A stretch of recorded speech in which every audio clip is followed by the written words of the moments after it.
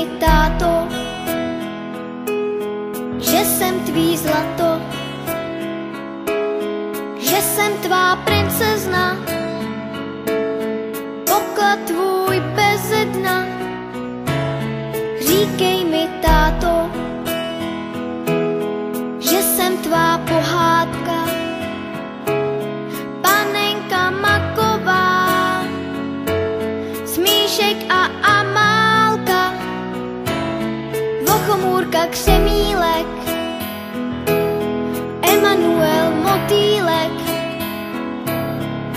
že mě nikomu nedáš, že nic lepšího nemáš.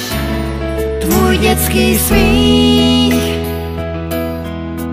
ať v nás na pořád zůstává, vždyť dětský smích každý zadarmo dostává. Ať se ze světa vytratí všechno, co se vyplatí. Víš, já tě nikomu nedám, já nic lepšího nemám, než tvůj dětský smích, tvůj dětský smích.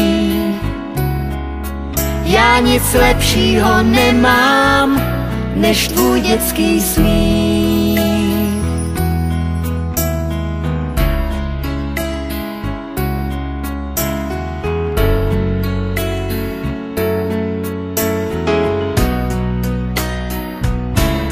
Říkej mi, princezno, že jsem princ pohádky, co přijel za tebou na pořád na svátky.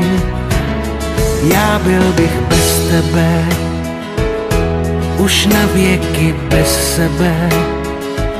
Já šel bych až do nebe, modrý ukrást jen pro tebe. Víš, já tě nepustím,